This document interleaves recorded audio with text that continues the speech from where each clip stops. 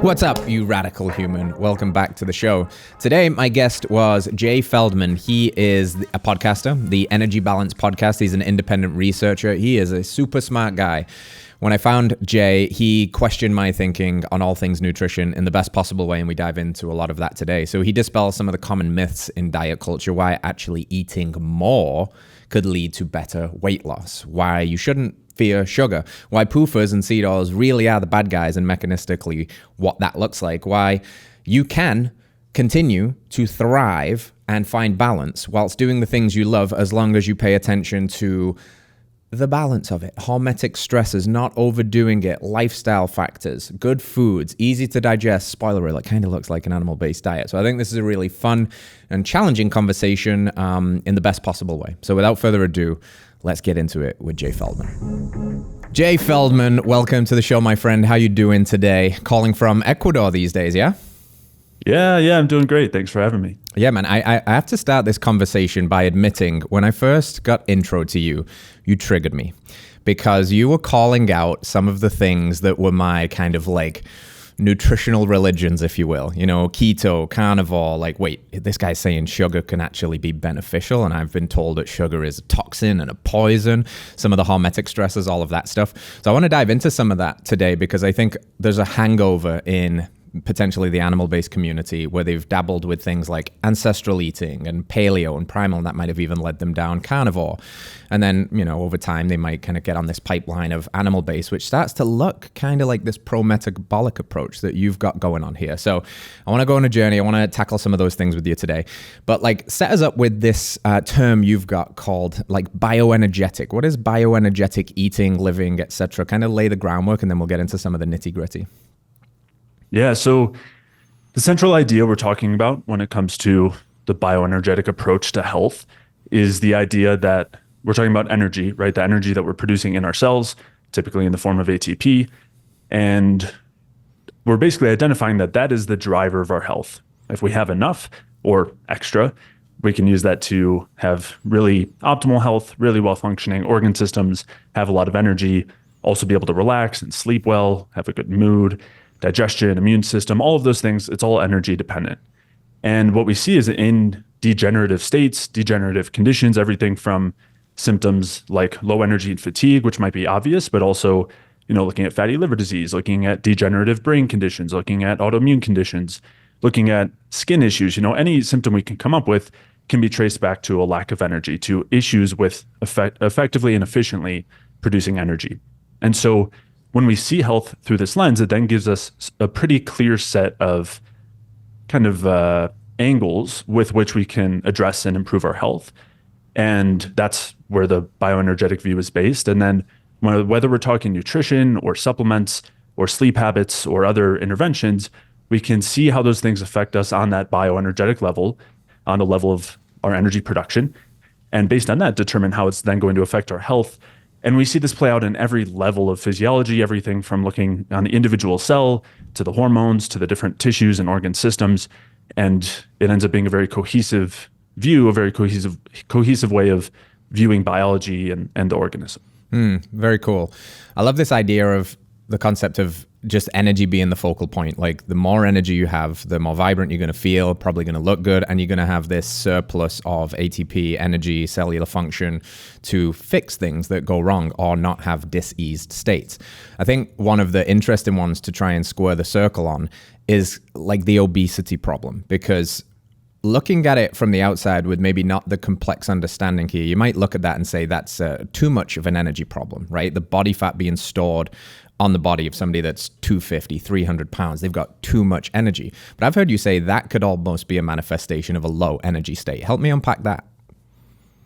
Yeah, and I think that's one of the most harmful ideas circulating, permeating our modern culture, and I don't really think that's by accident.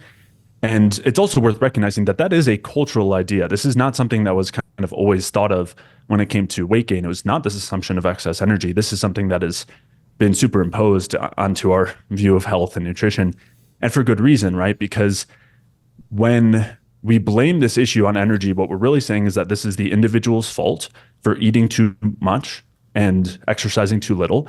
And all that food is just equivalent to energy that is spilling over. And when our body has too much energy, we store it as fat. And so this is all your fault if you're overweight. Stop eating so much, especially of this food that we're giving you that is really hard not to overeat, but that's not our fault. It's your fault for overeating it. And get off the couch, stop being lazy, and go move. And I think it's harmful in multiple ways. For one, it's not actually an accurate depiction of what's going on.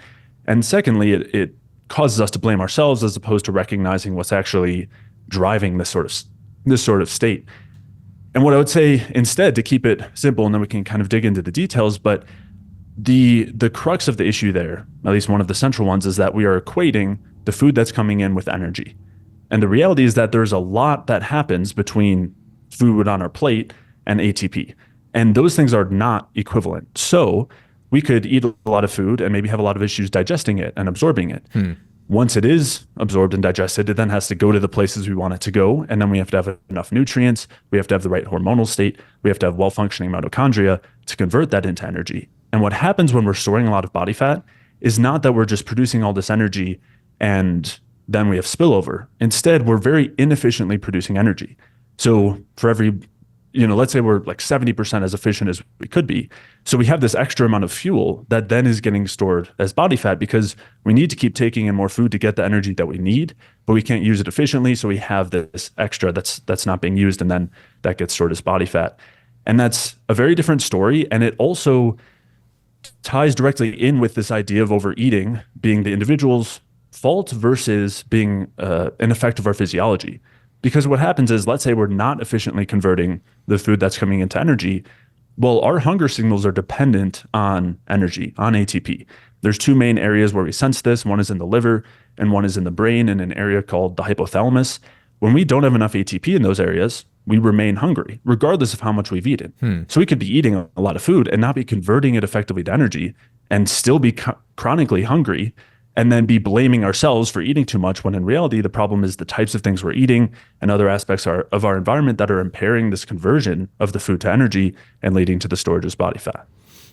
That's really interesting. So it's almost like a efficiency issue, right? Like how much of what you are taking in through your mouth are you converting to energy? And if the efficiency is low, you need more of it, or your body keeps telling you need more of it, and then you're going to have this spillover effect because you're not extracting as much of that. So this gets interesting, because if you flip that on its head and you say it's not really grounded in the physiological understanding as you see it, and it's also somewhat liberating for someone to hear that, like, oh, wait a minute, there's an alternate view of this. It kind of rails against this idea of diet culture's advice, which is eat less, move more. And it's just that, right? That's it. Eat less, move more, calories in, calories out. That's the law of thermodynamics. How do you push against that healthily? Yeah, I mean, the biggest issue there, I mean, when we're talking in those terms, I would say the most central one is calories and energy are not equal, right? So calories is a measure of potential heat energy that we can get from burning something, right? So that's not the only way it's measured, but when we're talking about the calorie equivalent of food, it's, if we took this and put it in a bomb calorimeter, this is how much energy it would produce. That doesn't say anything about how well we use it to produce ATP.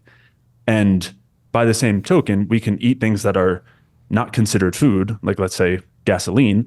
And of course, we're not going to convert that to energy. Now, part of the funny thing here, just as an aside, is we are eating things that historically were considered to be industrial products and paint thinners and things like that when we're talking about the seed oils that, in the past, we might have been saying the equivalent of gasoline. Who knows what we'll be eating, a little bit down the line. But the point here is that to equate calories and energy is a huge misstep, right? Even just on the simplest form, we have to be able to digest and absorb the quote calories coming in, or the amount of food coming in. And that's not particularly efficient, or it can vary in terms of how efficiently we do it. So as an example, there are certain foods that we know to have, on the label, it says 150 calories, but they actually go back and measure, and by the time it gets absorbed, it might be 130 calories. And there's a lot of wiggle room. There's a lot of room for error there that isn't even recognized, right? The idea that most people are applying when it comes to calories in, calories out is you got to measure that exact number to the exact calorie versus the exact coming out, as if we could ever even do that particularly efficiently or accurately on a day-to-day basis. But so we have this false equivalency between the potential energy in food and whether we're actually going to use it to produce ATP. But then on top of that, there are other things that are not accounted for in that equation. Normally, we're talking about a change in body mass, right? So if there's excess fuel, then that increases body mass, whether we're talking muscle or body fat, but we ignore all of the regeneration that goes on, right? We're regenerating tons of cells all the time in our skin and our intestines and everywhere, even in our brain, which we used to think was not even possible. And so the idea that any excess energy just becomes tissue as opposed to leading to turnover, regeneration is, I think we're just missing a lot of pieces there as well. So there's a number of kind of particulars in addition to the fact that we also have major adaptations to the food that's coming in terms of the hormonal level. So if we are not using that food very efficiently and we're dealing with, let's say, high levels of stress hormones like cortisol, that's going to increase and encourage the storage of that food as body fat. Again, same number of calories coming in, but encouraging that food being stored as body fat versus if we have a better hormonal state. And that will partially be determined by the type of food that comes in, but also how well we slept the night before and how much sunlight we got and whether we, had a nice relaxing morning or a really stressful morning with a fight with our significant other or a deadline for work. All of those things are going to affect what happens to the potential energy that's coming in. And so I would just say there are a lot of variables that are not accounted for in that simplified equation. Yeah, and that makes a lot of sense to me. And that was my personal journey too, from the more obvious stuff like all calories are not created equal. Even if you are stuck in that paradigm, like 100 calories of a donut is nowhere near the same as 100 calories from egg, for example, because we're missing the whole factor of like nutrient density and what it does to your hormones and all of that stuff. So I fully agree with that. I think, some people are so clinging to this though, that's just the way it is. And I like this fresh perspective, even to the point where I've heard you say things in the past, like it's, almost flip it on its head, eat less, move more. It's almost like you can eat more, especially if you combine it with the right kinds of foods and some of those lifestyle factors. And that would encourage the weight loss because you're increasing your energy state. So that kind of breaks people's brains in a culture that's been told, no, it's always less. It's always deficit driven. You're like, no, it's eat more of the right stuff and do more of the right things, increase your energy. And then this excess of body weight starts to kind of take care of itself because the energy is regulation.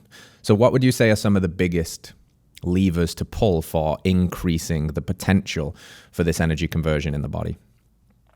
Yeah. And it's a great point as well. And something, an important caveat is what we're not saying is if you eat whatever average diet, like standard American diet that you're eating and you eat more, I'm not saying that is going to necessarily go well or won't necessarily lead to weight gain. But if we change the types of things that we're eating and adjust our environment into a way that's much more supportive, then we can eat more. And not only can we, but we actually want to eat more and raise our metabolic rate so that we have more energy available for all of those functions we talked about, for better immune function, for more energy, for more activity, or to be able to think more clearly, or to improve body composition, all of that. So that's, as you said, a bit of a flip in terms of the way that we're thinking about it. And that then brings us to the question, as you were saying, what are some of the main levers we can pull to improve how efficiently we convert that fuel to energy and produce more ATP? Some of the big main levers, I would say, first one is the polyunsaturated fats. And so these are the ones that are found, especially in the seed oils, but also nuts and seeds. Often less talked about are fatty chicken, fatty pork, fatty fish as well. These have a lot of those polyunsaturated fats, the omega-3s and omega-6s. And they're eating a lot of those is going to reduce the efficiency with which we produce energy through a number of mechanisms that we can kind of go back through. But so that's one. I would say another one that is ubiquitous and not talked about anywhere near enough is endotoxin, which is the kind of colloquial name for a compound called LPS, or lipopolysaccharide, which is a component and compound that gets produced by bacteria, often in our intestines. And this essentially toxin, the LPS, which there are also other ones produced by other types of bacteria and microbes, is a potent inhibitor of energy production to the point that if you have excessive amounts here, it will prevent energy production to the point that we'll die. That's basically the result of sepsis, an extreme infection that normally only happens if we're very immunocompromised. But what we see in the research is that moderate amounts of endotoxin, not the massive amounts that cause sepsis, but still higher than normal amounts, are implicated in things like diabetes and fatty liver disease and cardiovascular disease. We see it in the plaques in the cardiovascular system. We see it impacting the brain in neurodegenerative states. And so this is one that I think is not often pointed to, but when we don't have a healthy gut microbiome and we're feeding it with foods that we don't digest very well, that increases the production of this endotoxin. And that alone causes intestinal permeability or leaky gut, but also so can other compounds in the foods we eat. And then we end up absorbing it, and it basically causes this toxic effect that increases liver fat accumulation, drives oxidative stress. I mean, is a potent inflammatory marker or an inflammatory driver, to the point that in research it's used to test things that are anti-inflammatory. Like they will introduce LPS to a cell or to a tissue or to an organism, and then give it something, that's supposed to protect against inflammation to see how well it works. So it's a very well-known one in terms of the research and its effects, but there's not one that's often talked about. And I think it's hard to overstate how much of an impact that can have. What causes that? What causes in a person? You said like an unhealthy gut microbiome. Like what causes a high level of LPS or endotoxin, and how would a person know if they had a high amount of that? Yeah, so I would say it's more common than not if we're dealing with any suboptimal health. And that's because when our health is not optimal, it comes often at the cost of how well we digest our food. So we need to have adequate stomach acid to break down protein and some other aspects of our food. We need to have enough digestive enzyme production, enough bile flows, things help us break down fats and various other carbohydrates and things like that, those enzymes. And we need to have good motility where the food is moving through our intestines efficiently and not too slow. And when those are the case, typically we're not going to have all this excess food available to be feeding bacteria, especially the bacteria that we don't want. There are other things too, where in most of the average diets, we're eating a lot of grains, nuts, and seeds, which have anti-nutrients in there, which have been shown to increase the growth of some of these harmful bacteria. There are also, I would say, a lack of things that help to keep the harmful bacteria at bay. Things like polyphenols that are in fruits and in vegetables, which of course we want to be careful about which ones we're consuming. But the polyphenols have kind of gentle antimicrobial, antibiotic effects that keep some of these harmful bacteria at bay. So when we're in a compromised state and we're not eating what we would consider optimally, and our digestion isn't great, we have a lot of basically leftover food that we're not absorbing as well, that feeds the microbiome and creates these overgrowths of bacteria, where then every time we're eating, we're feeding them, they're producing this endotoxin, and we're absorbing it. And that's, again, what we're seeing in these chronic degenerative states. It's very, very common. So there are those kind of two areas that we want to focus on. One is our foods, making sure that we're eating easily digestible foods that are not likely to excessively feed bacteria. We're avoiding the foods with the anti-nutrients, or doing what we can to help break down those anti-nutrients so they don't impact the growth of these harmful microbes. And that we're getting our metabolic rate up, our body temperature up, which is very important for keeping things like fungal infections at bay, and our immune function is in a good state. Those kinds of things will help to prevent the growth of, overgrowth of these harmful microbes. Yeah, very cool. So you mentioned like some of the foods there and fruit, and you even said the caveat like vegetables, be careful about which ones, etc. That can be a controversial statement in and of itself, because all vegetables are good, right? Like, where is the balance here between the grains, especially our audience, they kind of understand potential damages there from excessive grain consumption, but this fiber one still gets people all kinds of confused. Is there such a thing as too much fiber, and what plant matter, or what are these anti-nutrients in there that could be contributing to something like this? Yeah, I would say there's some things that are kind of universally concerning, and then others that we need to really consider based on our individual state of health. So when we're talking anti-nutrients, not all of them are created equal. There's different amounts in different foods. So there's kind of specifics here. But when we're talking high amounts of phytic acid, oxalic acid or oxalates, lectins, and especially some more than others, not all lectins are equal. There are saponins and kind of goitrogenic compounds. These are all things we want to be aware of. And they're mostly concentrated in the grains, nuts, and seeds, since those are the reproductive parts of the plant that have the most chemical defenses. They can be reduced by some of those traditional processing methods like soaking and sprouting and fermenting. Those can help to reduce the anti-nutrients quite a bit. When it comes to the vegetables themselves, it'll really vary in terms of concentration. So when we're talking about like the leaves of a plant, those tend to have more of the anti-nutrients compared to something like the root, which isn't as susceptible to being consumed by mammals that need to have chemical defenses to prevent. So when it comes to things like leaves, generally cooking them is a pretty good way to lower the anti-nutrients. I think the other thing is, in most cases, we just don't want them to be the central part of our diet, right? Having them in moderate amounts to get some of those polyphenols and fibers can be helpful in some cases. But they're, this narrative that we're told that that's where all the nutrients come from in our diet is I think only a part of the story. Oftentimes there are some great nutrients in there, but if they're bound up with oxalates and phytates, then we don't absorb them so well. And there's also like enzyme inhibitors that inhibit protein digestion and starch digestion, different anti-nutrients like that we want to be aware of. So I think some amount of cooked vegetables, whether we're talking leafy greens or some of the brassicas, right? Broccoli, cauliflower, Brussels sprouts, asparagus, moderate amounts can be okay if we already have a pretty healthy state in terms of our gut, which then brings us to the individuality piece.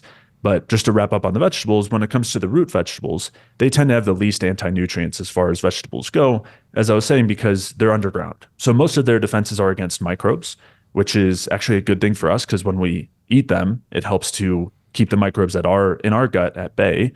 And they are actually very selective too. So they tend to only inhibit the growth of the harmful ones as opposed to the beneficial ones, which I don't think is an accident. I think it's an example of our development with these types of foods.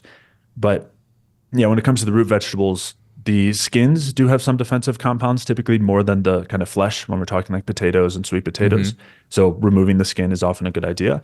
But then the actual flesh itself typically is pretty low in anti-nutrients. So that would kind of be the spectrum I would lay out from root vegetables on one side to the grains, nuts, and seeds on the other side when we're talking about kind of vegetable matter. And that brings us then to the individuality piece, which is that if we know that we are dealing with bloating and gas and slow motility or irritation, we get stomach aches, those are signs that we probably already have an imbalanced microbiome, and we might need to be even more careful with the types of foods that we bring in. And we want to recognize that any foods that we don't, or any parts of the food that we don't digest and absorb, this is typically going to be the fibers, but there's some other carbohydrates as well. Those are then going to feed whatever's there. And if we have an imbalance there, then that's going to be contributing to things like endotoxin production, intestinal inflammation, intestinal permeability. So that's a situation where we really want to be much more careful, probably reduce our fiber consumption quite a bit, and be very careful about which types of carbohydrates we go for. And that will probably bring a lot of relief. I think, as we'll talk about, that's part of where a lot of the relief comes from when we talk about low carb diets, is we throw out all of those things that were causing this sort of irritation. And in that state, and I'm sure we'll get to it, I would say we don't want to just avoid carbohydrates altogether. We just really want to favor the easiest to digest ones, the ones that won't feed the microbiome. So this might be things like honey and ripe fruit. Sometimes even the fiber in some fruits or the carbohydrates in some fruits can feed the microbiome. So some might be better than others. We could also try some fruit juice in that case, because that's going to be much less likely, other than something like apple juice, which actually still has a lot of fermentable carbohydrates in it.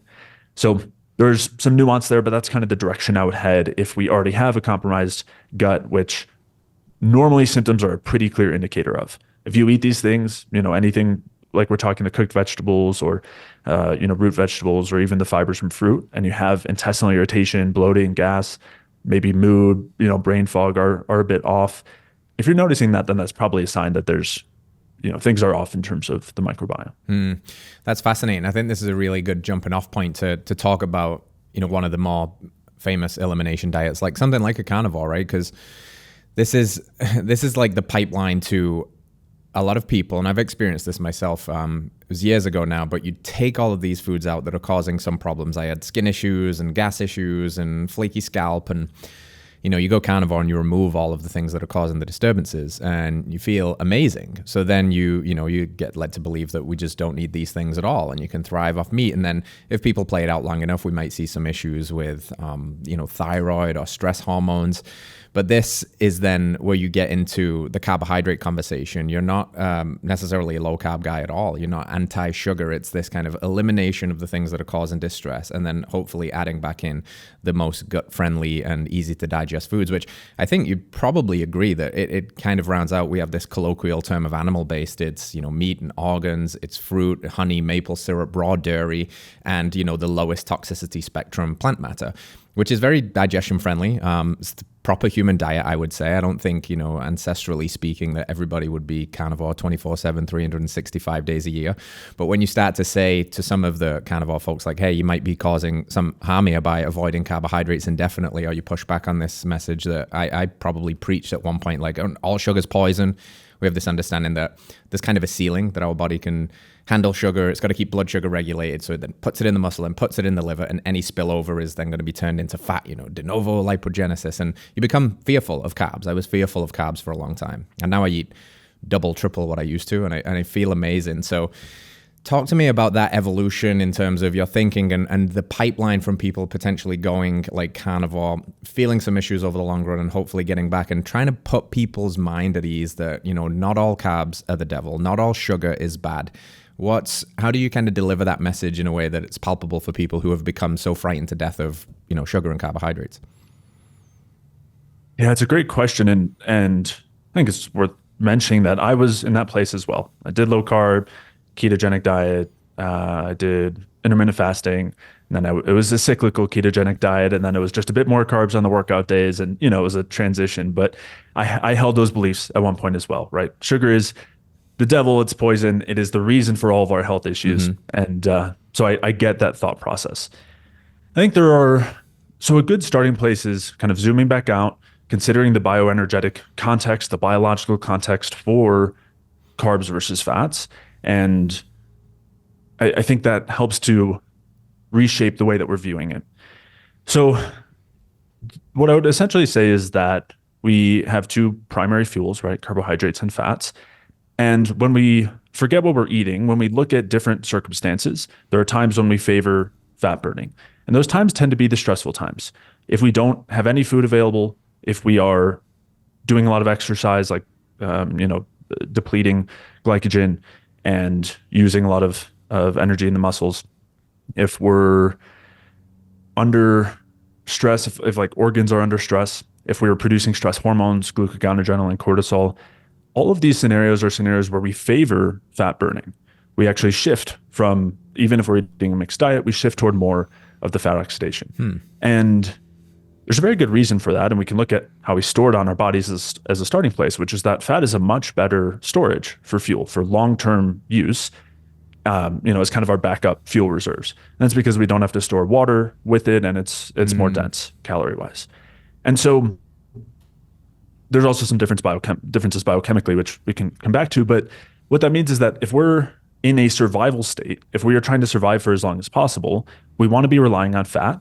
And along with that, in that state, we want to make sure we're turning down our metabolic rate, because that is a time where we want to reduce our consumption, our usage of fuel, because we need to conserve it. We need to make sure that there's enough for us to survive as long as possible. So those two things go hand in hand biologically, evolutionarily, if we want to think of it in that way. So what that tells us, and we see this happen from the biochemistry to the hormones to all the kind of larger effects, is that when we are avoiding carbohydrates, which mimics the same thing as fasting, normally it's considered to be a good thing, but same thing as fasting, same thing as essentially starvation, we're shifting into this backup state in terms of fuel usage. And that provides a ton of different signals that tell our bodies to turn down their metabolic rates. This is great if we want to survive in a really harsh environment, but this is not great if we want to maximize our potential and optimize our function, like optimize our capacity for, everything from cognition to immune function, digestion, reproductive function. Those are all things that start to go as we are essentially starving or relying on fat for longer and longer periods of time. And this is the main reason why we can have a lot of benefits short-term on a low-carb diet, right? We remove a lot of the foods that are just generally not great. We remove a lot of the foods that are irritating us, causing endotoxin production. We might, due to the kind of non-ideal environment, have issues with utilizing carbohydrates. And so we can shift into using fat, going carnivore, and that can help a lot short-term. It can bring a lot of really important relief. But long-term, we start to feel the effects of this essentially starvation state, this backup state. And again, we can think of it as like a scarcity state as well. And so the flip side of that is actually including carbohydrates as the main signal on the opposite side, the main signal of abundance, and also the most effective way to turn down something like the stress hormones, to turn down cortisol, turn down adrenaline and glucagon. The carbohydrates are the most effective way to do that pretty immediately. So that's kind of the broadest context that might help as far as like a mental shift, a shift in the framework of how we're thinking about these things, and considering that even though this might be beneficial short term, in the long term, we're providing this signal of scarcity rather than abundance. When you play that conversation out a lot, what you start to run into is this idea of insulin resistance as well, right? Like the insulin resistance is one of the biggest drivers of so many of our modern disease epidemics from everything, pretty much. The insulin resistance kind of has its roots somewhere that is steering a lot of this. And again, I think the potentially oversimplified vision of that is it's an excess of carbohydrate problem, and you've developed insulin resistance over time because your pancreas is pumping out more insulin, the cells have become resistant to it. Now you have diabetes/insulin resistance. And what's always talked about in those scenarios, again, is a lot of the time focus on the carbs. You got to cut the carbs, cut the sugar, that will improve your insulin sensitivity. So what would you say to someone with a metabolic dysfunction, diabetes, insulin resistance, and the relationship to carbohydrates? Should those people be low carb for a little bit? Is carbs not really the problem? Is it the PUFAs, the seed oils? Is it a multifactored approach? Yeah. And as you said, the place we want to start is what's actually causing and driving the state. Is it the carbohydrates or not? And the general view of insulin resistance is, especially in kind of the low carb sphere, is we basically have high carbohydrate intake over time. We keep raising our blood sugar. We keep producing insulin. And our cells get tired of responding to insulin over time. They wear out just like a machine and get worse and worse at responding to insulin. And so the cells stop taking up the carbohydrate and we get lots of sugar in the blood. And what we've done is we're kind of looking at it backwards. We're taking the symptoms of what we see of initially high blood sugar and then high insulin because it doesn't seem to be working, and then kind of working backward from there, which is very similar to, the kind of cholesterol, heart disease, lipid hypothesis side of things, which a lot of us have recognized is not the full picture here, right? Cholesterol and lipoproteins are symptoms. They're important indicators, but they're not necessarily drivers of the state.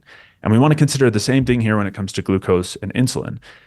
When we actually look at what drives the increase in blood sugar, the increase in insulin, and basically insulin resistance, what's happening is actually starting inside the cells, starting in the mitochondria, that due to some of those factors we mentioned before, they are not effectively taking those carbohydrates and converting them into energy. And what happens is inside the cell, we end up with not only lack of energy, but also a buildup of glucose and all of the kind of intermediates, all of the different metabolites of the glucose. And the cell basically is kind of getting full of glucose, and it then becomes insulin resistant in that it can't continue to take up glucose, even though there's insulin trying to bring more glucose into the cell. And what we then start to see is that insulin resistance is not actually in and of itself the problem. All it is basically a way for cells to say, I can't take up more carbohydrate right now. And that is coming because of impaired energy production, right? The same place that we started before. So, and there's a number of lines of evidence that, are probably not worth digging into in depth right now. But the short of it is that it is starting there, and that's what leads to the elevated blood sugar because it can't get into the tissues. And that's what leads to elevated insulin because it's trying to force that uptake, even though the cell's are already full of carbohydrates that they can't use. So this is not a carbohydrate problem. It is a metabolism problem. It's a mitochondrial respiration problem where we're not actually producing energy efficiently. And that then brings us to the question of, well, what do we do about that with that information in mind? And that's what comes back to some of those other things you mentioned. A couple of the things we talked about, right? Things like polyunsaturated fats are really effective at driving insulin resistance. Endotoxin, which is something we see very clearly in insulin resistance and diabetes, is something that prevents us from effectively using carbohydrates effectively. So the solution here is not just avoiding the carbs, it is fixing the underlying issue. And during that time, we might benefit from it kind of depends on where we're coming from as far as reducing or increasing the carbs, but avoiding the carbs entirely actually drives this pathology further. Because what it does is it forces us to rely on fatty acid oxidation, and it upregulates the counter hormones, the kind of counter-regulatory hormones to insulin, which are glucagon, adrenaline, and cortisol. And those actually further impair our ability to convert carbohydrates to energy. And we see this very clearly in diabetes, where just turning down glucagon restores the insulin sensitivity. So the last thing we want to be doing in this state is increasing the stress hormones and driving further fat burning, which both of those things will further prevent us from using the carbohydrates. Instead, we do want to make sure we're having the carbohydrates in. And it's worth noting that in people not only who are healthy, but also have type 2 diabetes, introducing higher amounts of carbohydrates actually helps with the carb utilization, actually improves the insulin sensitivity. So I would say we definitely don't want to lower the carbs. We do want to make sure we're choosing the right sources, though. And that could mean a radical shift diet-wise. But I would say we want to shift those sources, make sure they're really easily digestible so that we're not feeding the bacteria, not driving endotoxin production. Definitely want to be avoiding the polyunsaturated fats. We want to make sure we're getting nutrients in, because nutrient deficiencies or lack of really important nutrients can also impair our conversion from carbohydrates to energy. So, good quality animal protein sources are really great for a lot of those nutrients, as are good quality carbohydrate sources as well. And those are some of the most important steps when it comes to actually reversing the insulin resistance. I like that. It seems that the deeper you go on this, you keep uncovering that there is a central player in a lot of this stuff of the impairment of the efficiency and the metabolic turnover and the rate, and it comes back to these seed oils. And we feel like we're a meme of ourselves sometimes, because it's always just like, hey, you have to get rid of the seed oils. And meanwhile, you have this evidence-based crowd over here basically saying there's absolutely nothing wrong with them. In fact, they might argue that they are good because they've got this, obsession with the seed oils can lower LDL, and that's the panacea. And you mentioned the cardiovascular disease stuff and the high cholesterol stuff, and maybe some misunderstanding there.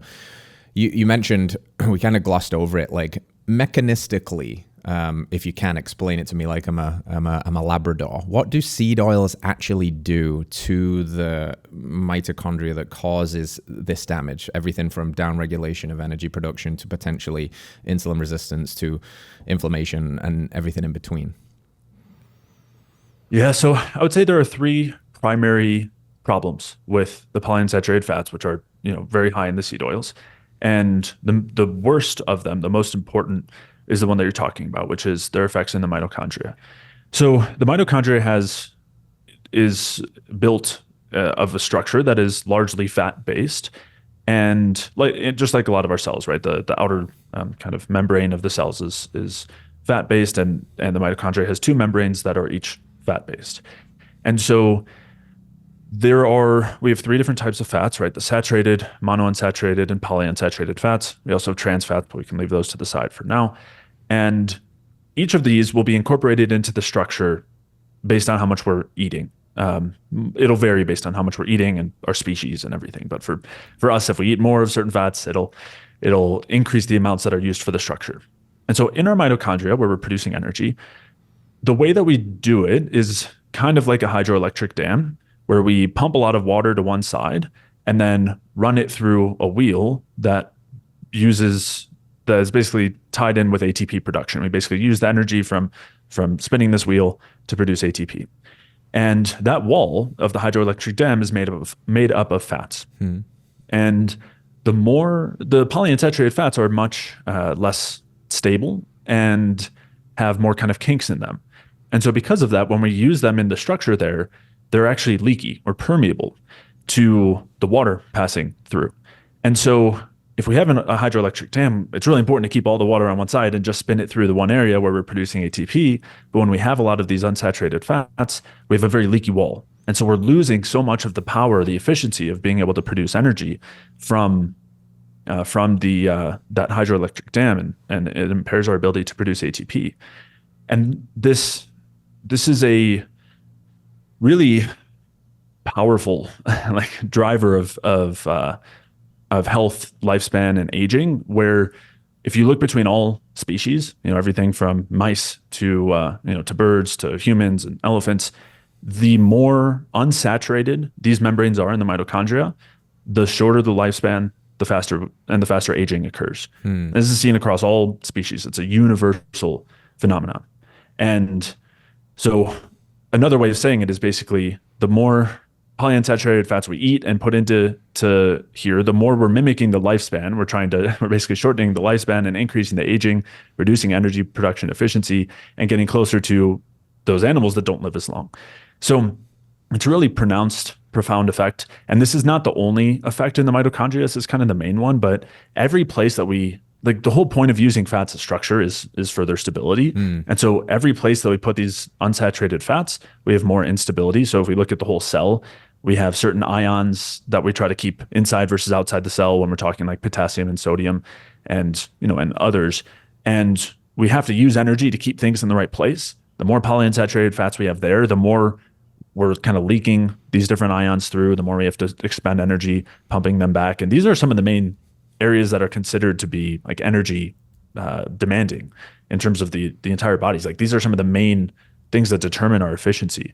So that's really the biggest concern. It's also worth mentioning that not only are these leaky, but they're also prone to damage. So if we have a hydroelectric dam that, let's say, is exposed to a lot of water, and not only do we have some leaky areas, but they're also, I don't know, made of like iron or something that'll rust and become damaged and interfere with the efficiency of how well that wheel is spinning and all of that, then we're in even more trouble. And that is another factor going on here with the polyunsaturated fats, is they're really susceptible to damage. And this is an area that is highly, like, they're very flammable, and we're in a high fire environment sort of thing.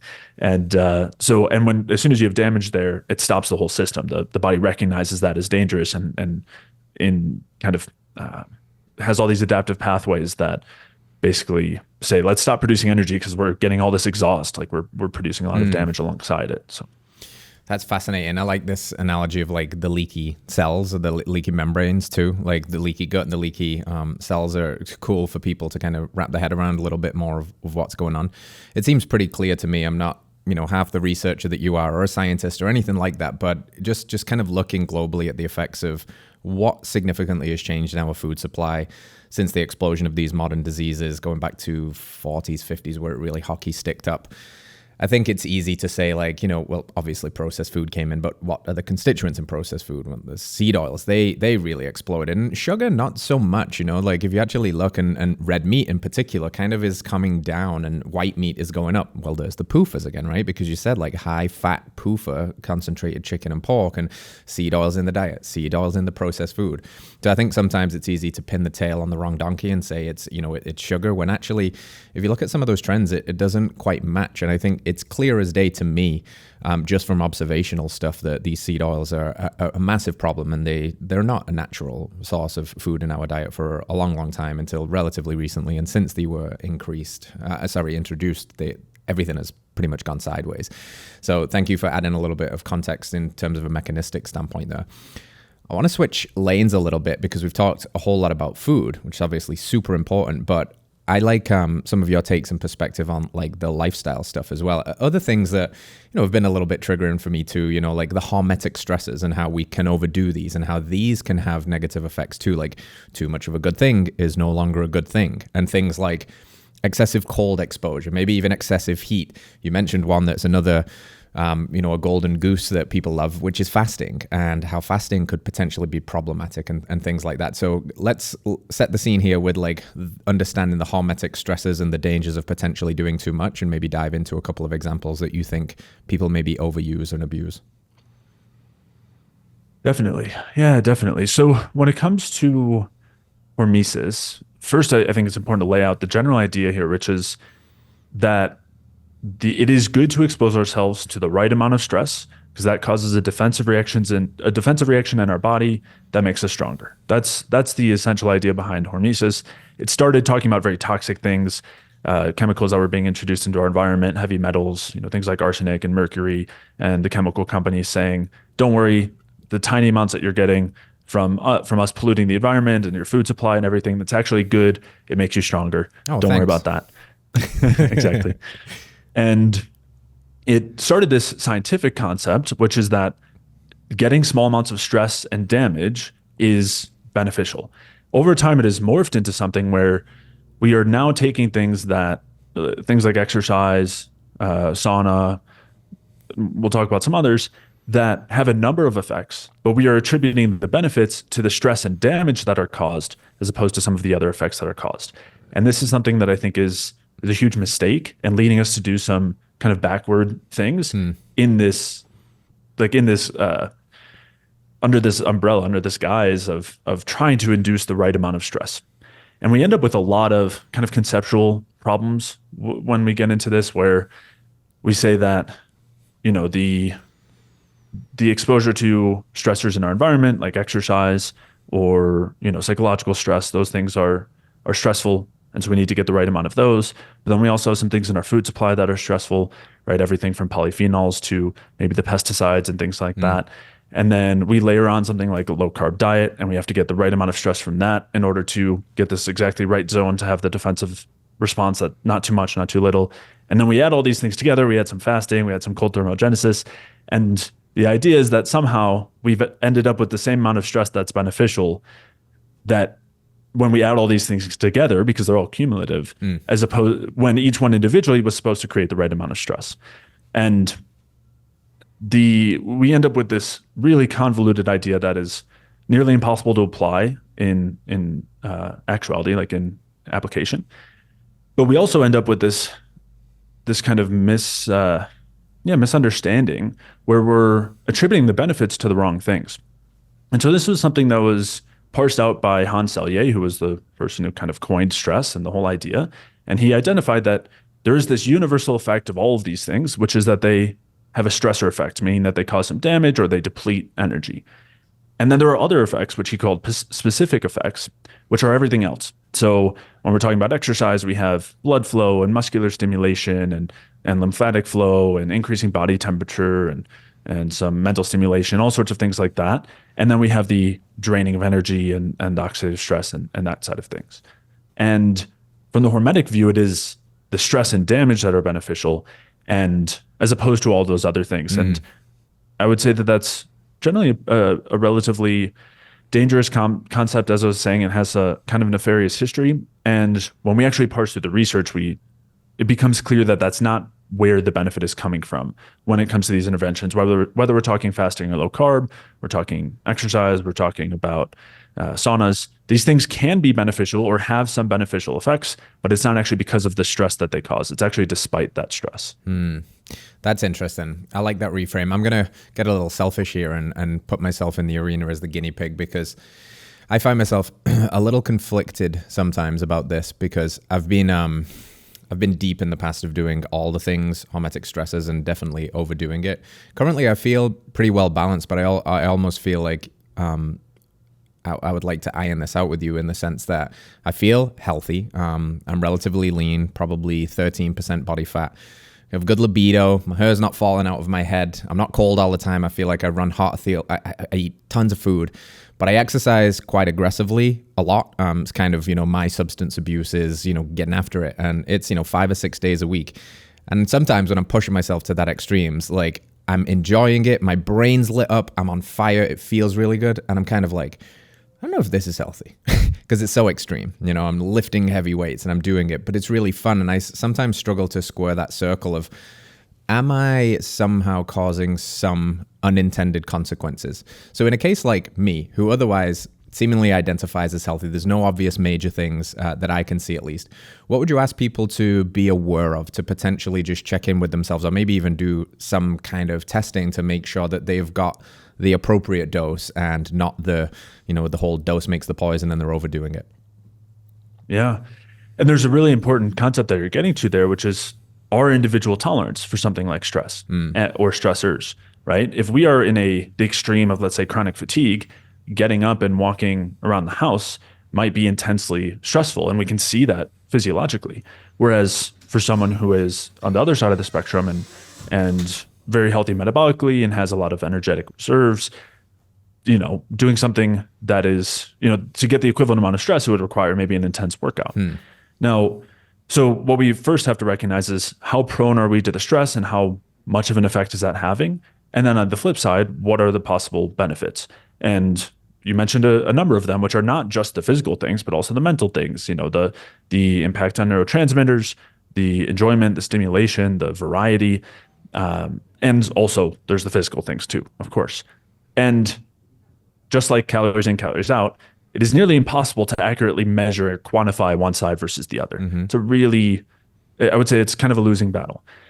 But what we can do is identify the outcome. And that generally helps to give us some pretty good information.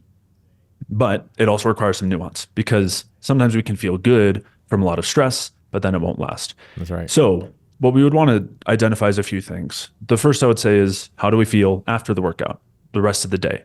How do we feel the next day, the next morning? Are we waking up sore, tired, stiff? Is our mood lower? Are we having trouble sleeping? Are we dealing with any anxiety or irritability? Versus, are we still nice and calm and relaxed later on? Are we in a good mood? Is our libido still strong? There's kind of when we flip into that point where the stress is outweighing the benefits, we start to see those things go. And as we're kind of saying, not only is that individual in terms of what we can handle, but it's also dependent on how we recover, right? And are we fueling ourselves enough for this workout versus are we trying to work out as hard as possible to, quote, create a calorie deficit, in which case we're amplifying that stress. So if we're eating a lot of carbohydrates after, if we're getting a lot of sleep every night, if we are not coupling that with tons of other intense stressors, it might be something that we recover from really well, and the benefits far outweigh the stress effects, and we would notice that in how we feel day to day, as I was saying, after the workout, that night, the next morning, and also on an ongoing basis as well, keeping an eye on whenever we're getting our blood work, the stress hormone levels and the reproductive hormones and those kinds of things, thyroid, of course. So. Love that. I think that context is really valuable and important. I think we've all just got to zoom out sometimes and ask some of those questions and really check in. This is just so easy to default into the patterns, and maybe the 5 a.m. CrossFit class 6 days a week isn't working for you right now because your bucket is overflowing and you're not sleeping enough and you're not fueling adequately. And I threw out CrossFit there because I'm in that community, and the dietary knowledge and understanding is dire. They have this belief that because they work out hard, they can eat whatever they want, and it's all Chipotle and Chick-fil-A, and it's seed oils, and it's just, I imagine that low energy state, and they become addicted to the community and stuff, which has these beneficial aspects, but it's like these unintended consequences again. So I think that nuance, zooming out, just asking yourself, how do I look? How am I feeling? How am I performing? How am I sleeping? Am I a grounded individual, or am I constantly on edge and anxious? I think those are really important considerations. Something I have to ask you about, because I'm encountering this more and more now, particularly with women, is the explosion of thyroid issues. It seems that almost every woman I talk to has this thyroid stuff going on, especially as they get into the 30s and 40s and beyond. And what do you think is going on there? Because the thyroid, to my understanding, is very implicated in the energy production too. What's going on, and why is it so rampant? And it seems like it's kind of getting out of hand. Yeah, so the thyroid is a great insight into our energetic state. The reason for that is it is basically the gland that regulates our metabolic rate. When we're under a lot of stress, we're not eating enough, we're not eating enough carbohydrates, we're excessively exercising, there's a few ways that our body adapts in terms of turning its metabolism down so that we can survive for longer and make it through the really stressful time period. And the way that it does so is, again, there's a number of ways, but as far as the thyroid goes, is it will reduce thyroid hormone production at the thyroid gland, and it'll also reduce the thyroid hormone conversion from the inactive T4 to the active T3. And so those are two separate but related issues that both lead to a lower thyroid status and turn down our metabolic rate. And that is kind of upstream from reproductive function and gut health and immune function. I mean, if you have hypothyroidism, all of those things are going to be compromised. And so when we're seeing this explosion in hypothyroidism in both men and women, definitely, quite very, very common in women, but affects men, I think, to an underrated level, or under kind of appreciated level.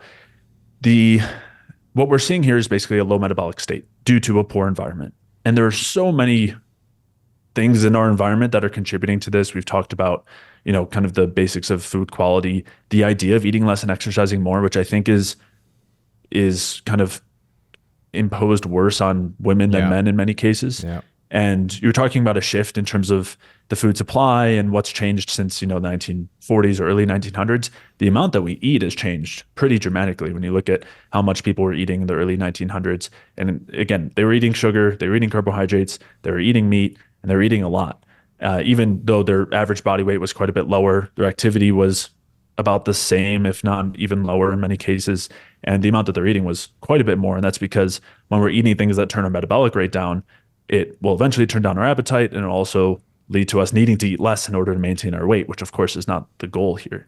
That's really interesting. Sorry to interrupt, Jay, but you're saying from what you've seen, early 1900s, people were eating more on average that they eat today? Because I think that's something we hear a lot, right? Is what we're just eating more than we've ever ate before. That's not what you think or believe? Yeah, when you look at the documentation is fascinating. Looking at there's some reports from like I want to say it's the USDA and a number of other organizations. I'm looking at the military, some looking at kind of average people, looking at general calorie consumption, looking at the pounds of different foods that are bought and rationed or were rationed at certain times and those kinds of things. And people were eating way more. Wow. One of an experiment that's often cited and kind of as a parallel thought process to this is the Minnesota starvation experiment, which was in the late 1940s. And what they basically did was they were trying to see what the effects of food rationing were on people's health. And so they took kind of average weight men, they weighed about 150 pounds, and they started them on kind of a baseline diet where they were walking and things like that, but no intense exercise.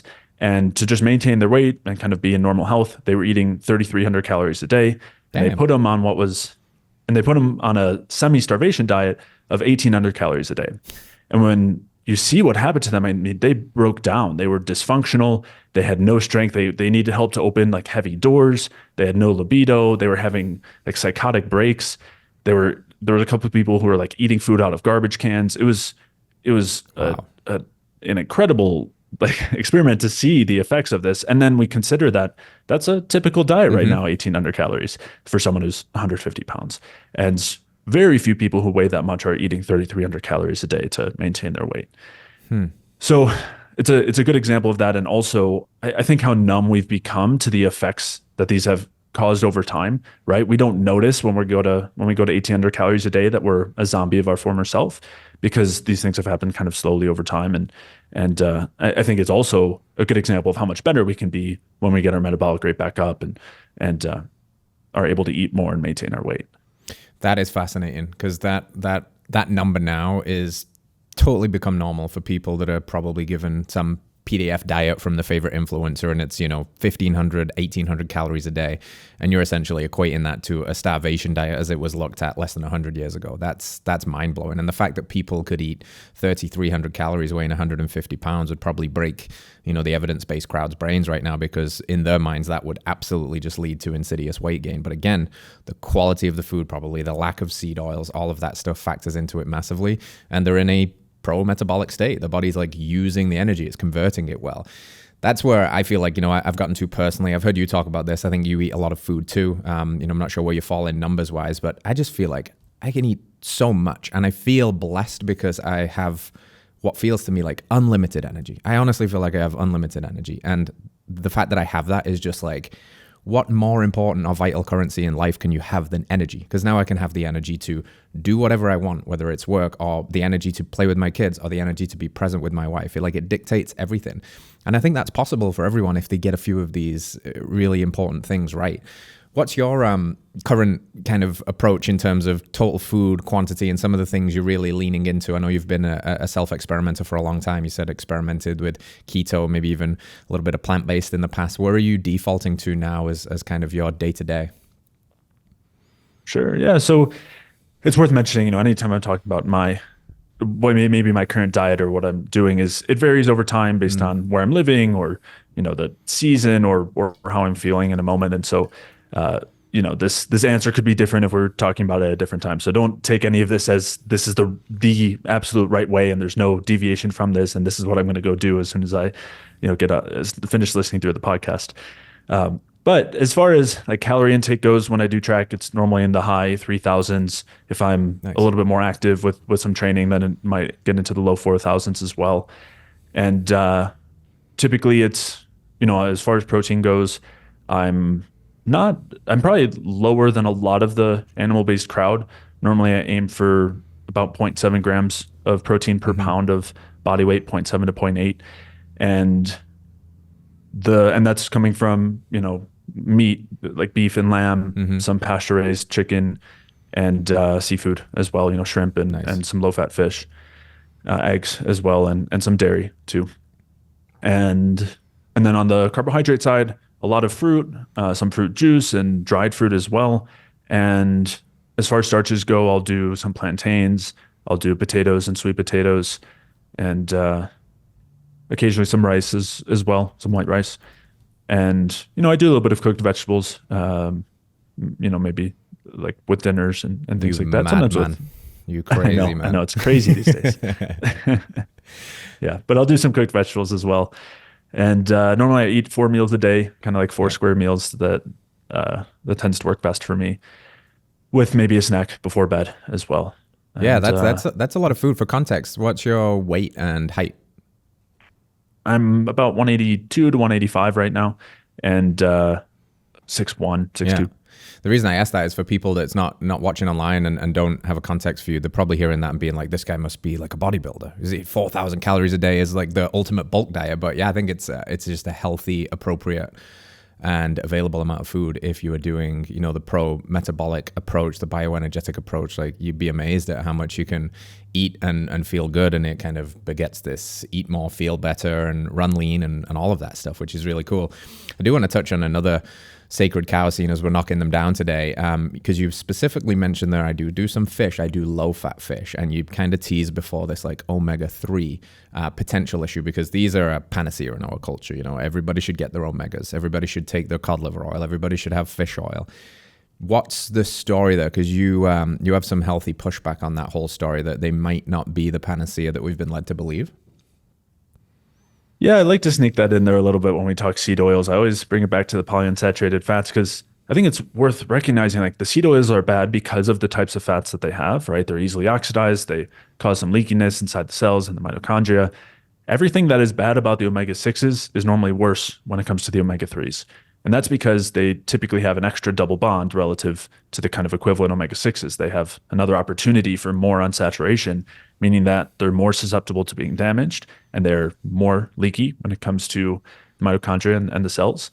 And we see that play out. I mean, we see it in the vast majority of products that are being consumed, or when we're talking fish oil, cod liver oil, are already oxidized by the time they go through the digestive tract. If they weren't oxidized before, they get oxidized. Then we introduce them into, highly reactive cells and mitochondria that are producing energy. There's lots of oxygen. There's reactive oxygen species, and yeah, they're incredibly unstable in that way. And just as just to kind of demonstrate that a little bit, when we consider a comparison to monounsaturated fat like oleic acid, when we're talking like linoleic acid, it's 80 times less stable and more susceptible to peroxidation compared to oleic acid. DHA, which is one of the main omega-3s that we're told is healthy, is 320 times as susceptible to damage and Oh, wow. peroxidation. And so yeah, it's something that I think we have gotten wrong, kind of like we got the omega-6s wrong, and those were all heart healthy and everything. And I think we're going to see that shift when it comes to the omega-3s as well. And yeah, maybe I'll kind of leave it at that unless you want to dig in further. No, that's fascinating, man. I think it's really interesting for people to consider the susceptibility of damage. So I got a couple more for you, and then we'll let you get back to eating food and fruit and all of that fun stuff. The one that's kind of fresh on my mind right now, just because it's blowing up as, I don't know what you want to call it, a craze or a movement, but these GLP agonists and things like your Ozempics and your semaglutides. I know you're an avid researcher. Have you dug into this much and thought about the implications of something like this? Yeah, so I think there are some semi-unique things when it comes to these drugs, but the most important thing is that they suppress hunger. And when we're talking about any intervention to suppress hunger significantly, whether we're talking about these medications or for a while it was those diets where they would inject that hormone, the pregnancy hormone, HCG. Yeah. There you go. HCG. So when we're talking HCG diets, we're talking about any crash diet, low calorie diets, they work for weight loss. You will lose weight, but there is typically a major cost, and we're seeing that from these drugs as well, which is that when you dramatically lower your calories, you create a major deficit in terms of energy. It creates a lot of stress, and our bodies try to make up for that, because without enough energy, we die. We can't keep doing what we're doing. And the first way we do that is by breaking down our own tissue if we're not getting it from the food that's coming in. So what we're seeing is massive amounts of stress, massive amounts of tissue loss in the case of, or in the presentation of loss of lean body mass. And so that's something that's becoming really clear, is that there is weight loss, but a large amount of it is lean body mass. And then let's say we've lost all that weight. We've also dramatically reduced our metabolic rate over that time by amplifying these stress signals dramatically, which impair or reduce the T4 to T3 conversion, right? They lower our active thyroid hormone. They lower the amount of thyroid hormone being produced as well, because the cortisol suppresses TSH.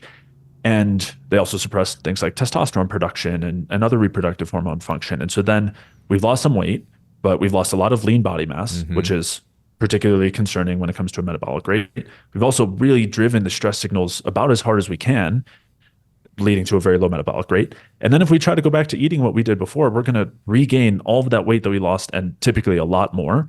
And this is it's like we're speeding up the process of what most people do for their entire lives, which is the yo-yo diet, where you decrease calories, you lose weight, and then you fall off because every signal in your body is telling you to eat more because you're lacking energy.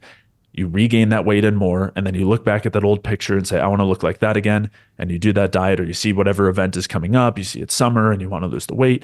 And we do that, and all that time our metabolic rate gets lower, the function of every system gets reduced, and we're more and more prone to regaining weight. And these sorts of drugs are just speeding that process up many times. And so I think I understand the reason why people are going to it, right? It's if we're going in that direction, we feel like nothing we do is working. We feel like there's no better solution out there, and we're desperate to feel better, look better. And that's totally understandable, but I think it's not the direction we want to go. It's not going to help us long-term. And we really want to reframe that long-term versus short-term.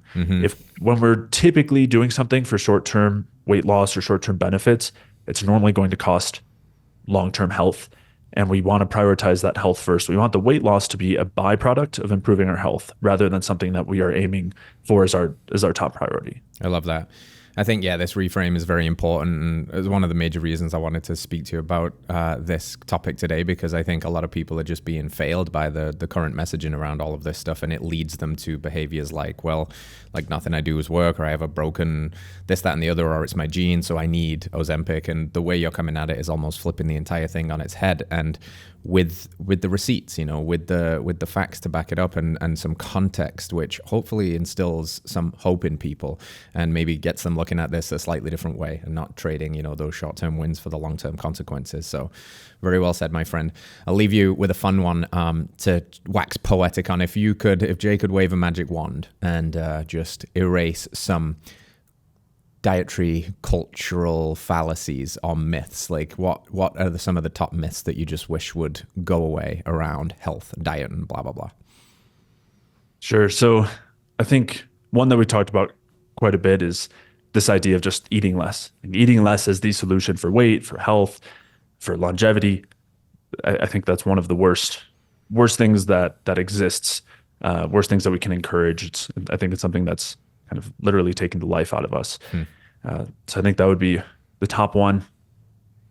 I think the next one would probably be the general myth of like just drinking more water. The more water, the better. That was one we didn't talk about as much, but we definitely need liquid, and that's great. But dehydration is typically not the cause of all of our issues, and adding more water can actually lead to worse dehydration by diluting minerals in our blood, increasing hormones like aldosterone, which have all sorts of downstream negative effects, cause the loss of magnesium and potassium, and we get these electrolyte imbalances. So I think the vast majority of us would be fine drinking to thirst. I mean, our senses for thirst are really, really sensitive. And most of the time we're not using the liquid that's coming in as well because of these electrolyte imbalances, not getting enough sodium, potassium, calcium, magnesium. So that would be, I think, the second one. And then the last one I think would be the demonization of sugar, right? The sugar causes inflammation and insulin resistance. And of course, the goal here is not for us to be just down, like eating the sugar by the spoonful out of the bag, but rather to be eating foods that contain it in the best forms, like fruits and honey, maple syrup, and juices, and those kinds of things. I love it, man. I love it. Eat more food, drink less water, or make sure your electrolytes are dialed. And don't fear sugar. Sugar is good if it's coming from the naturally intended sources supplied by nature. Fruit, dairy, those kinds of things. Awesome stuff. Jay, tell people where they can go and keep up with your work and your podcast, your YouTube, and what's coming up, what's exciting for you. The floor is yours. Definitely. Yeah. So we talked through a lot of concepts today as far as putting that into a practical application when it comes to diet, understanding which foods are going to best support our metabolism, which ones we want to avoid, which ones are most likely to irritate us digestively if we're dealing with some of those issues we talked about. It can get a little complicated. So I've created a really simple infographic, a one-page infographic that people can download. It's called the Energy Balance Food Guide, and it categorizes foods based on a spectrum of how effectively they support our metabolism and how easy they are to digest. And so listeners can download that for free at jayfeldmanwellness.com/energy. And that is my website, jayfeldmanwellness.com. I've got links to free articles and podcasts and tons of other content on there, as well as the links to my podcast, which is called the Energy Balance Podcast. And you can find that on all podcast platforms and YouTube. Love it, man. Thank you very much. You've helped reshape my thinking and give me some really good stuff to chew on. And it's I love this stuff. It's given me new perspectives, and I appreciate you for doing that. And I think you convey this information in a really cool and digestible way. So keep fighting the good fight, brother. And thanks for coming on the show. I appreciate it. Thank you. Thanks for having me. Have a good one. All right, fam. We'll see you next week. Peace out. All right, friends. Thanks for tuning in to another episode of Radical Health Radio. We got a fresh new podcast for you every Wednesday. If you enjoyed the show, consider liking, subscribing, reviewing, and rating us on your podcast platform. It helps to spread this message of radical health. We'll see you next week.